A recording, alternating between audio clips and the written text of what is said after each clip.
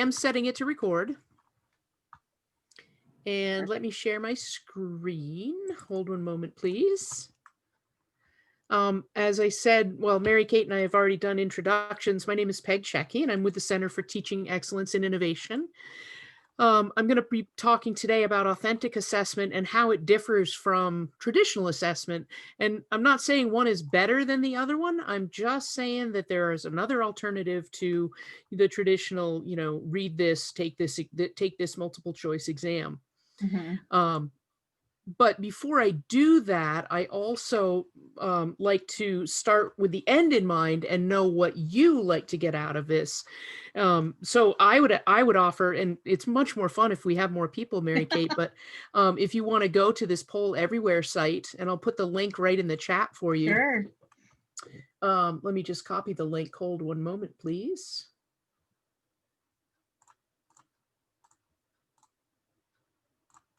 Whoops. Why can't I grab the link here? There we are. Let me put the link in the chat. And if you want to go to Poll Everywhere and share your thoughts. Yeah, I don't see it in the chat yet for some reason. Oh, there it is. Just got it. Okay. Yeah, and you can just do you don't have to do the whole big long string of numbers. It's just the Margaret check 486. Gotcha.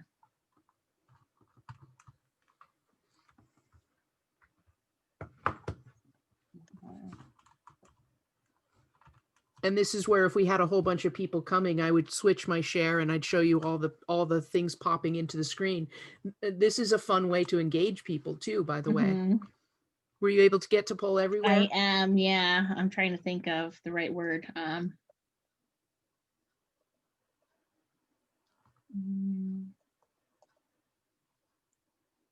Okay.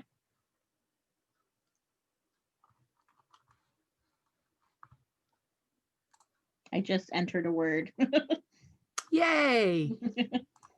And this is fun because then when we have lots of people, it's fun because all the words would pop up here in a word cloud. So you're looking for effectiveness, and I can definitely help you with that. Okay, good. So no problem there. Let's go back to where we were headed in the first place. Can you see my screen okay?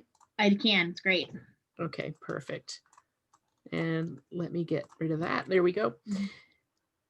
Too many screens, too many buttons.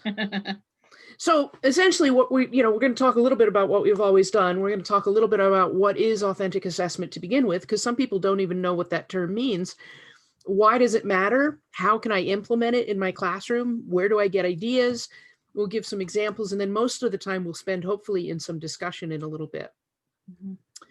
So the first discussion point is, thinking back, most of us do what when we teach? How do you teach now? How do you assess now? So we would do group case studies a lot. We do a lot of case studies. And then our class is the last class the students take before they graduate. So we do some, discussion around self-reflecting and things like that. But a lot of it is case studies to test their knowledge on all the subjects they should know. Okay. All right. That's good. And how does that compare, like, as the students have gone through the program, what do you think what do you think they've done throughout most of their program? They do, it depends on the subject, but they do a lot of case studies. They do some practical learning as well. It's a teacher practitioner model. So they've done in like their operations management class, they'll actually have a project that they have to deliver for the hospital. Okay. So they'll have, hands-on experience there. The finance classes is a traditional testing on, knowledge and things like that. A lot of it is presenting, a lot of presentations with on the basics, the subjects. Some courses have one project that goes throughout the whole course and you add into things, and some are more one-offs. But a lot of it is presenting, case studies, a few tests here and there, but a lot of it is more discussion-based and, practitioner-based. So it kind of sounds like you're doing a lot of authentic assessment anyway, right? Great. Okay, good. I mean, especially with the practitioner learner model, that's classic authentic assessment, as is project-based learning. So a lot of times what I run into with people is that they teach they teach how they were taught, and therefore they assess how they were taught. So it's the sage on the stage, you know, the Charlie Brown wah. Yeah. And then when it comes to the assessment, they do the, you know, sit down, take this multiple choice exam, get up, leave, and sin no more. And unfortunately, it just tends to be really didactic in nature. There's my Charlie Brown reference again. I won't Yeah. take the time to play the video, but it is, if you're familiar with that video with the teacher up front, wah, wah, wah, wah, wah, wah, and Peppermint Yeah. Patty falls asleep. So it's very traditional and it's very professorial, and a lot of people, a lot of professors really embrace that style because it's what they're used to. It's how they were taught. It's how their parents were taught, you know, going back all the way to Socrates, really. There's a lot of memorization, a lot of recitation, and a lot of repetition. So, and that has its place. I mean, you got to have, especially when the foundational classes in the beginning of the learning, you have to have that, right? Because if you don't have a strong, solid foundation, you're not going to be able to have this creative strategy for creating new ways to assess and ways to express your understanding of things.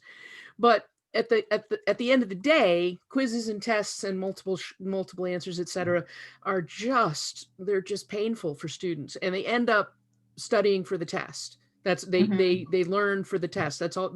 After the test is over, everything goes away. They don't remember it. But when it comes to, you know, what makes authentic better, I feel like one of the things that does make it better is that it cements the learning. It makes students really come around to, oh, so this is how you use that. Oh, this is the connection, and that's how this connects to that one over there. And it just it helps the overall global understanding, in my mind. Both I do have a disclaimer here, because I really do think that sometimes, again, you do have to have that multiple choice, short answer, true, false, etc. Those are important. So, you know, we talked a little bit about this. The biggest thing for me is to see the distinction between what's traditional and what's authentic. So traditional versus authentic, selecting a response versus performing a task. In traditional learning, it's very contrived. In authentic learning, it's real life. Like, it actually applies to what they're doing now, today, and what they're going to be doing 5 years from now or 10 years from now. On the traditional side, it's recall and recognition. On the authentic side, it's construction and application. So they're actually doing something, they're building something, they're creating something, even if it's in their own head. They're going through that process the same way that they will be later on in their career. I love that the traditional is teacher structured, whereas authentic assessment is much more student structured. They actually, a lot of times, I'm going to ask my students to create your own project. Tell me what you're going to do. You tell me how you're going to understand this stuff. And when I've done that in the past, now granted, my background is not medicine, so I don't recommend this when it's a life and death situation, right? But you know, the best example I have is with I teach a capstone class for culinary arts, and they have to present me with a business plan, everything from, you know, they have to do a market study, or they have to do a location study, they have to do a needs analysis, they have to do a gap analysis, they have to do all these different, each week they do a different view of the same project, and they submit that.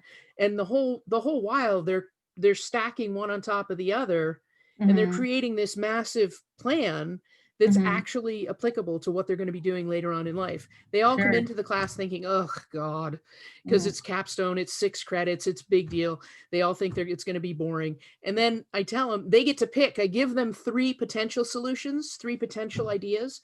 And then I give them the option. The 4th option is create your own. You tell me what you're going to do. So they can either do, you know, again, this is restaurant focused, but you can make the association with medicine. You know, they can either do a sustainability project and talk about how the sustainability movement has impacted. They can actually just create a restaurant and menu and design the menu and do all that end of things, sort of the business side of things. Or they can do an ethics plan and talk to me about social justice and equity issues in the restaurant industry, because it's rampant. So those are the 3 that I give them. And then the 4th one is, if you have something that really interests you, go for it. And I've had some people do some really interesting capstones that way that weren't on my radar at all. And that's Okay. what's cool, is that a lot of times if you give students the really solid foundation and then the parameters within which to work, this is the rubric that you need to satisfy, but you don't fill in the blanks in the middle, then they use their creativity and their own passions to drive what they're learning about, and it gets exciting for them, Mhm. which of course makes it exciting for us too. Mhm. So anyway, essentially, authentic learning can be defined as something that a student can use or show or demonstrate that is applicable to the real world, right? So, my little button is down here. Come on. It's something that highlights their understanding and their ability to use the information. And to me, that's the key to the whole thing. That you want students to be able to use the information that you as the instructor have provided. Right? It's that's my little picture of a well, the well of learning. It's a deeper level of learning than just rote memorization and more applicable. So before I get into the nitty gritty, do you have any questions? Do you want to jump in? And that goes for my city team here, they're all here supporting me. I feel so honored. I don't think so. I think this is good. I am curious, what are some of the other projects that you've seen come up that weren't one of those three from your culinary class? Yeah, I had somebody do they switched the focus from culinary to beverage in front of the house. Oh, okay. And so they did a whole project on opening a brewery, and they had to do the research on all the different hops and all the different ingredients to the beer, they had to source the ingredients, they had to figure out how they were going to market it, and a lot of things paralleled the restaurant side of things, but it was just interesting because they were looking for a product to sell instead of a business to open. Yeah, interesting. Okay. Yeah, I thought it was interesting. Yeah. So, and this nitty gritty how to start is from John Mueller, who's a professor of psychology at out in Naperville, and I really like him because I like how he broke it down, because it's just four simple steps, right? You identify the standards, that is, what do you want them to learn, and what's gonna show that they've learned it. Create an authentic task for the students to do, something that makes it real.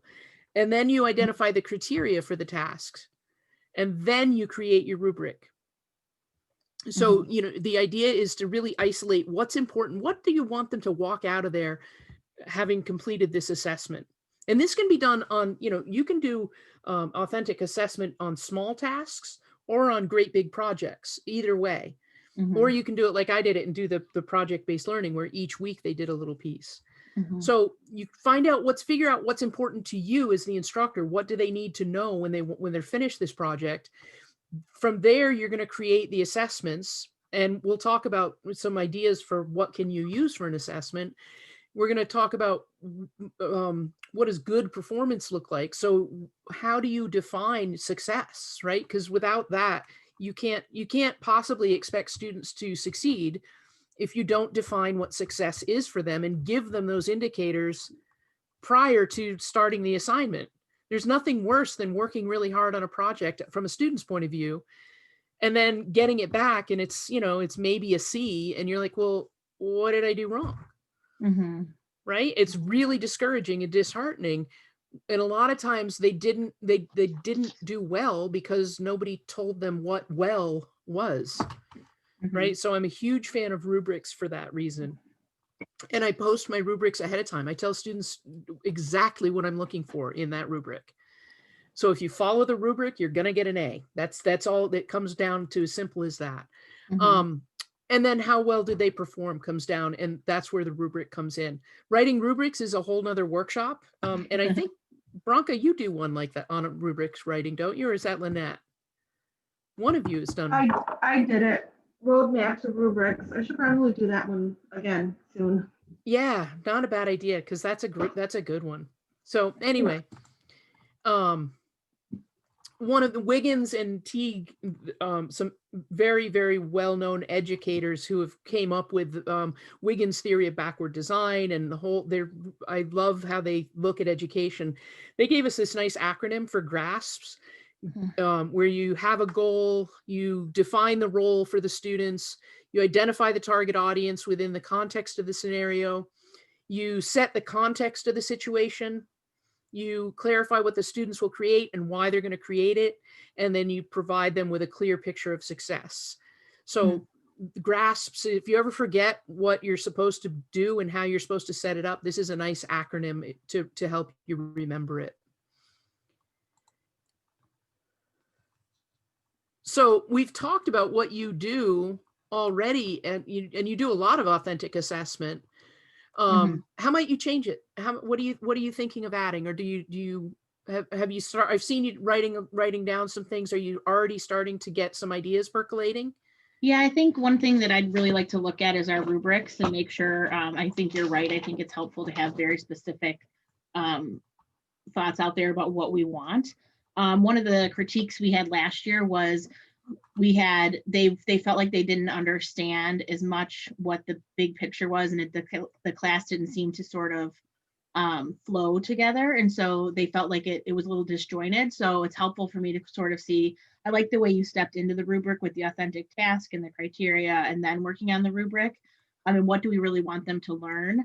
The thing with the capstone course is we have a finance, we have a finance case study, we have a global health case study, we have a population health, we have operations, we have, HR type leadership, we have everything that they should have learned in the program, and we sort of put one case study together for it. So I think that really looking at, okay, what do we want them to learn with each one of these is going to be really helpful to us. And I love the idea of creating your own. So I don't know how that might fit in the immediate, but I wrote that down as something to think about, moving forward, is how can we let them take the control a little bit in their capstone course and have those their own ideas about that. So that's kind of where I've been thinking about, is how do we take what we've got scheduled for January and then also thinking forward to the future. And I definitely think that's the way to go when you're looking at revising or rethinking what you're planning to do. Think short-term, low-hanging fruit, right? And also think about, how can I implement changes? And then they don't have to be all at once, because I think one of the things when you're making grand changes in any program anywhere, if you go too fast too soon, you're going to scare people. And they're going to say, no way, no way. So, you do baby steps. And how about if we just tweak a little bit this way? How about if we just adjust a little bit that way? And then people get used to the idea of the change. And before you know it, you're on your way. I think too, another big thing is creating those standards and making sure that you're always learning objectives is another good way to look at it. So making sure that whatever you do, you create learning objectives for every activity that align with the learning objectives for the whole course, right? So, and a lot of people think that once they've written the syllabus and written their course learning objectives, they're all done. Right. And I would argue that nothing could be further from the truth. It's really helpful to have learning objectives attached to everything that you're doing, so that you can create that flow. Because you can even take it as far as, you were talking about how it was disjointed, or the students felt it was disjointed. You can even map out your learning objectives so that every single thing that they do can be aligned with a learning objective for the week, for the section, for the topic, but then also back to the course learning objectives overall. And if you point those out to the students, this project aligns with this learning objective, then they start to see how it all comes together. Yeah, that makes a lot of sense. That's good. Cool. So just some really brief ideas and examples. You can do a 1-minute paper. These are just in the classroom. You can have them develop an elevator speech, right? I think a lot of people use that one now. It's kind of been trendy lately.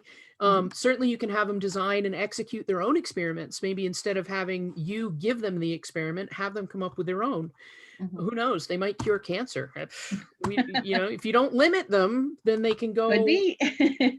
I love portfolios. I love seeing, and one of the reasons I love portfolios is that if you have them start doing them in their first days of being in the program, and then you continue to build on that portfolio and they carry it with them throughout their program, you can see the growth.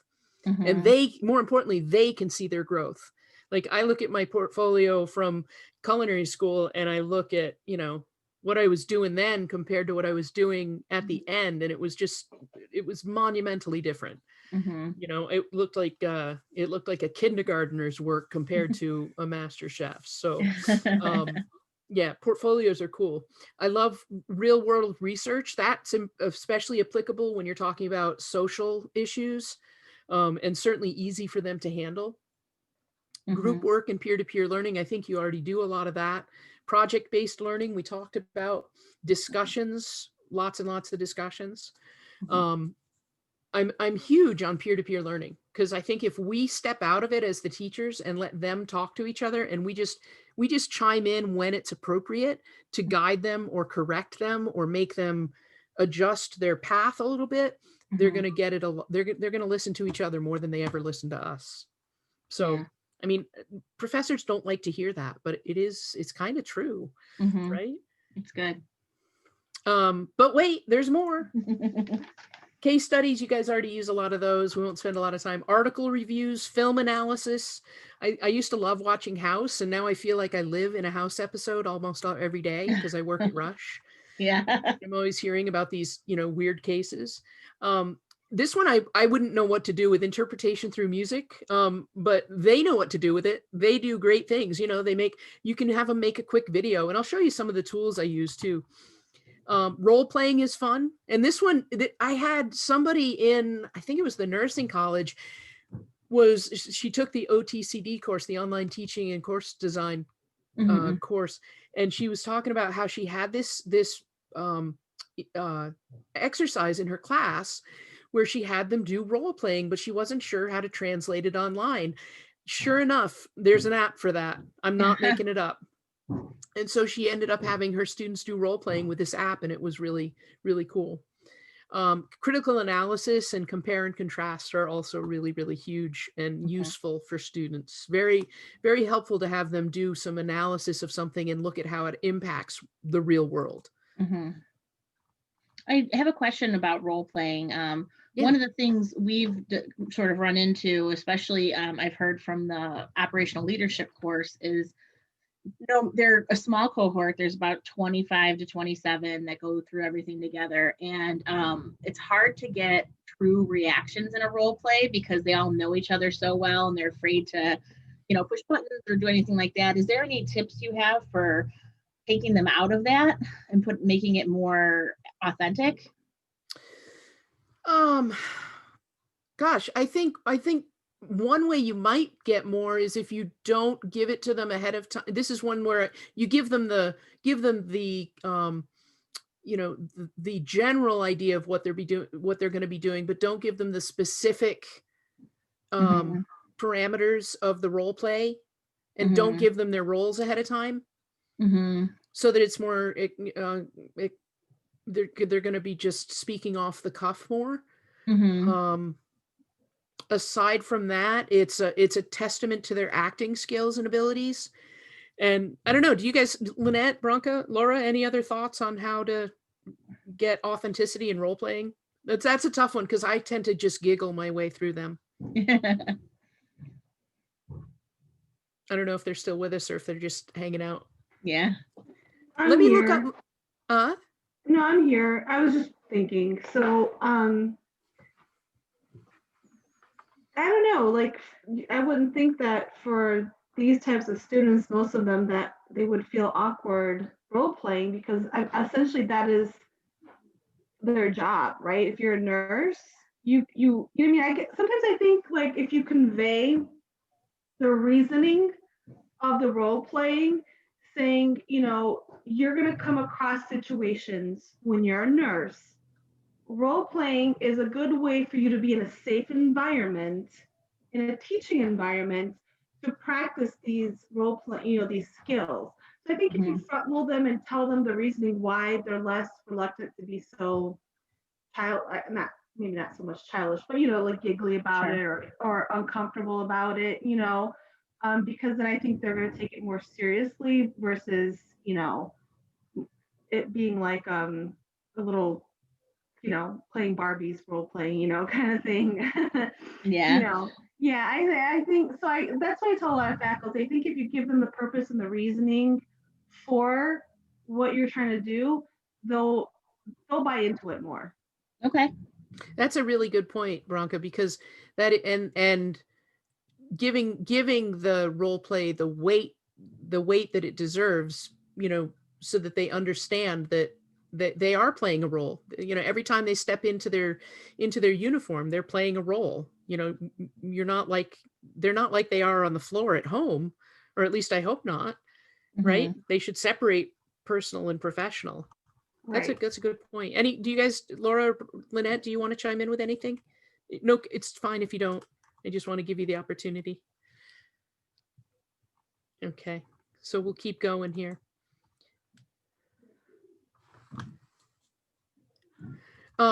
So one of the questions that I have is, a lot of times professors have a hard time sort of they get stressed about, well, how do I know if they're doing it? How do I know if they really understand it? If it's all just projects or group work? Because, there's no definitive cutoff for failing. And I know that I'm doing it right when my students conceptually understand it better. When I have a conversation with them and they can converse on my level and be more articulate than they might have been if it was just a true false, right? Because they've actually owned the learning. They can accomplish real world tasks with more ease, so they can go out and do the job because they've done it before. One of the coolest things about where I went to culinary school is that it was very much learn it by living it. And so we were in the restaurants feeding real live people. It was my third day on campus and I was already cooking in a restaurant for people. Had never held a knife in my hand before. There is no better way to learn. And so it's kind of the same thing with your team, right? They're already doing the real thing. So when they go out in the industry, they have a lot more confidence than they would. So, to me, that's one of the benefits of authentic assessment.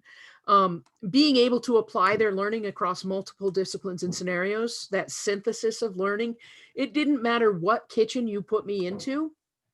If it had a red tile floor and kitchen equipment, I could make it work. I'd find it. I would know enough about how everything worked that I'd be able to go and make this work in this situation. So, and I think that that's really, it's because of the authenticity of my education. And I think lastly, they can explain what they've learned and why they've learned it and how it applies. And it's not just there because it was in the curriculum, right? They didn't just learn it because it was part of the program. So I'm going to give you 5 minutes to go to this link. Let me copy it if I can. Or not. Shoot, and I closed that tab. Darn it.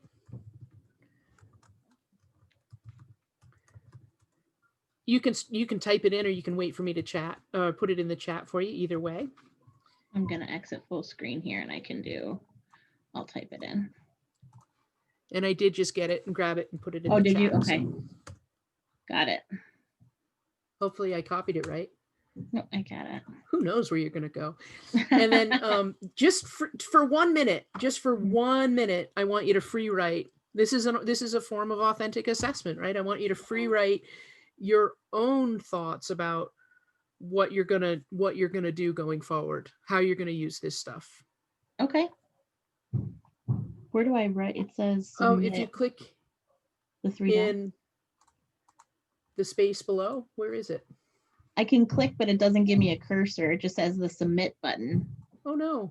But I wonder, it says enable immersive reader. So let me see if it's something. No, that's just the did I not set this up right? Well, I'll tell you what. We'll just take a minute and talk about it because I think I might have missed a button on my form. I'm glad. No, that's all right. I was hoping to give you a place to free write and then you could submit it.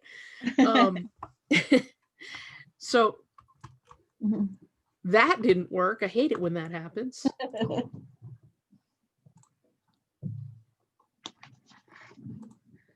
Try.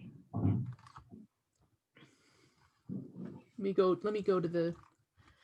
So, I mean, really, because we are just you and me, there wasn't a whole lot of conversation. So I don't have a tremendous amount more to offer in terms Okay. of things you can do, but I'd love to be a resource for you and help you with, any other. I put some additional resources in the presentation.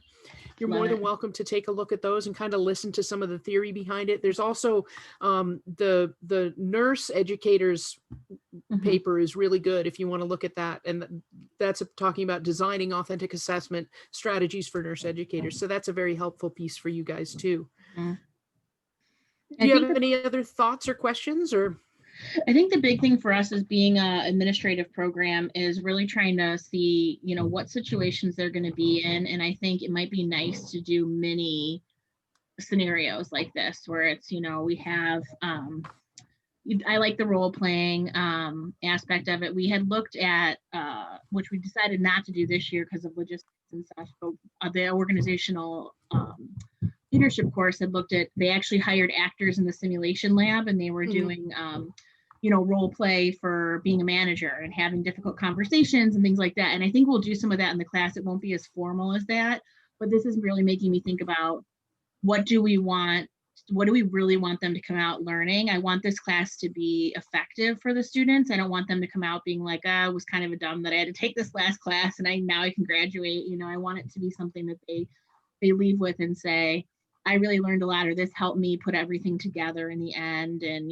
I feel prepared for my future career now. So this is just giving me a lot to think about how to polish what we've got and make sure that it really speaks to the students in the best way possible. So I think that's kind of what's swimming around in my head, is just making it make the most sense to the students and making it a worthwhile experience for them.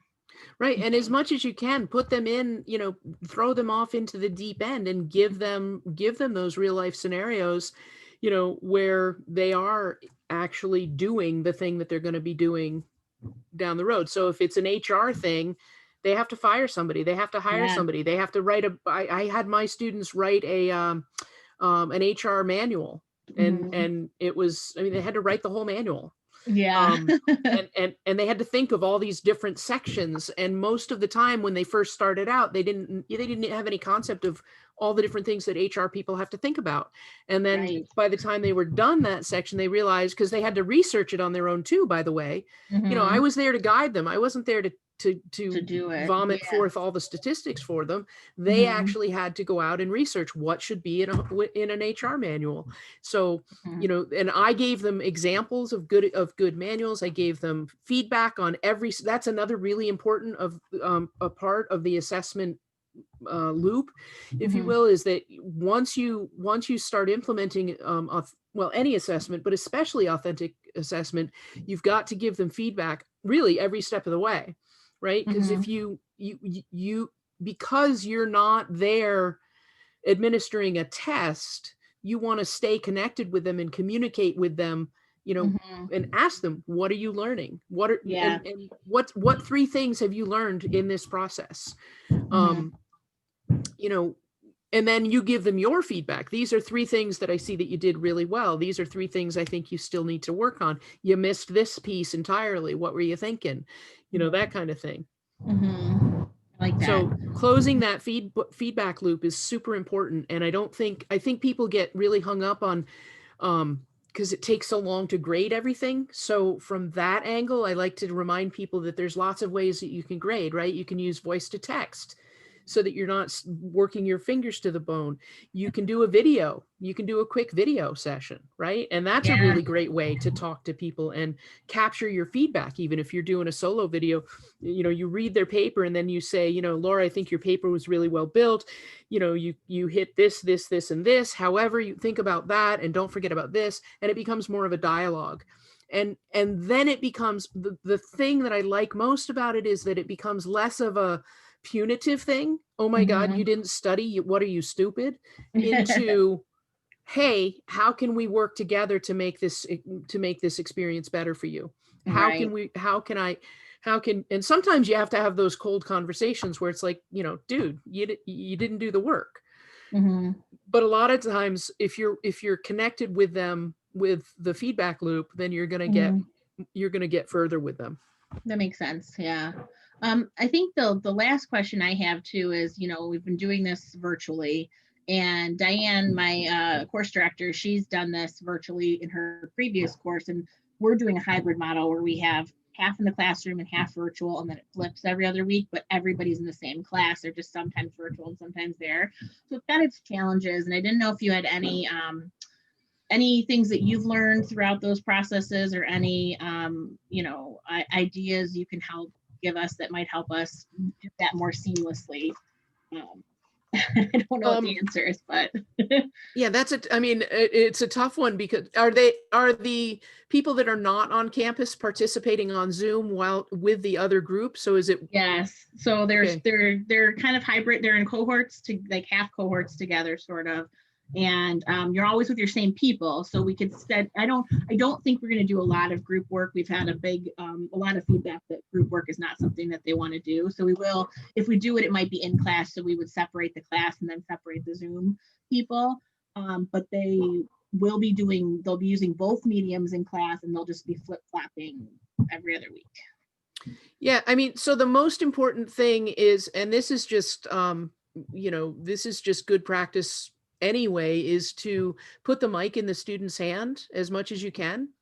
So instead of you standing up in front of the class and lecturing, as much as they don't want group work, group discussions and breakout rooms are really good for making those sessions feel like they're more applicable and more effective.